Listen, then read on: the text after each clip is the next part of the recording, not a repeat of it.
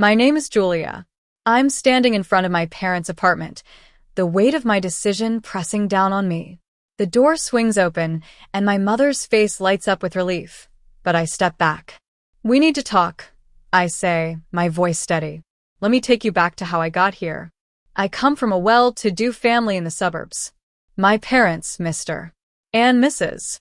Thompson, are well respected in the community. My father is a successful businessman, always putting on a charming facade, but he's also controlling and expects everyone to follow his rules. My mother is the picture of a proper society woman, but she's cold and dismissive when it comes to my feelings. I have a younger sister named Lily, who is 22, the apple of my parents' eyes. It was Lily's graduation party. The house was filled with relatives and my parents' business associates. People were mingling, sipping champagne, and waiting for the big surprise. Someone called Lily outside, and when she stepped out, there was a brand new sports car parked in the driveway, just like a shiny trophy. The keys dangled, cameras flashed, and Lily twirled the key fob, looking like a princess. I heard my mother say, "She's worked so hard. She deserves the best." Then it was my turn. My father walked up to me with a small box, grinning widely, as if he was bestowing a great gift. I opened it to find cleaning supplies, a mop, a bucket, and some cleaning sprays. I let out a laugh that started soft but quickly turned sharp. My mother just tilted her head and said, "You should start taking more responsibility around the house." I looked around at the guests' shocked faces and realized this was no accident. This was the role they'd assigned me all along. I set the box down as if it was on fire, grabbed my purse, and walked out. The elevator ride down felt like an eternity. In the stainless steel doors, I saw a woman who had finally woken up from a long, standing dream. Outside, I didn't run. I walked. Running would have meant I was in the wrong, but walking meant I was done.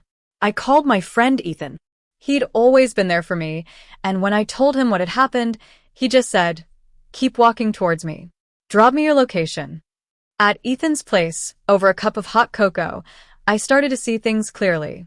He pointed out that I'd been like an unpaid manager for my family, handling their bills, their appointments, and their paperwork. If I stepped back, they'd feel it. The first week away was tough.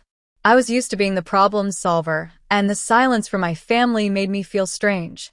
I'd flinch at the slightest noise, my body still on high, alert from years of walking on eggshells. One day, a bank alert popped up on my phone. Their autopay had failed. I knew I should let them deal with it, but it was so hard to break the habit. Ethan reminded me that I wasn't a bad person for letting them face the consequences.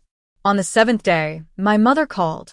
Her voice was desperate, saying my father was having work troubles and the bills were piling up. She wanted me to come home and fix everything, but there was no apology. For the first time, I had the upper hand. I asked for details, and she tried to dodge the question. I realized they'd always expected me to just jump in and solve things without asking. I wrote down a list of what I'd done for them and what they'd done for me. The imbalance was shocking. The cleaning supplies at the party were a symbol of my place in the family, a cage in the guise of family love. 2 days later, I got a notice about the house being in jeopardy. Ethan asked me if I wanted to go back out of fear for them or fear of losing myself. That question hit me hard. So, here I am, back at my parents' place, ready to confront them. I sit them down and start asking about the refinancing of the house. My father tries to justify their actions, saying it was for the family, but I laugh. Which family? The one where you buy Lily a car with borrowed money and give me cleaning supplies. My sister snaps at me, saying it was just a joke, but I tell her it was training. My mother pleads, saying they were under pressure, but I'm not falling for it. I tell them I'm not their safety net anymore. My father gets angry and tells me to leave, but before I do, I slide a document on the table showing all the work I've done for them over the years. I tell them to read it carefully because once I walk out, the story changes. As I step out of the door, I don't feel victorious yet, but I feel a sense of inevitability. The question still lingers. When your family needs you most, do you choose blood or freedom? I'm on a journey to find out.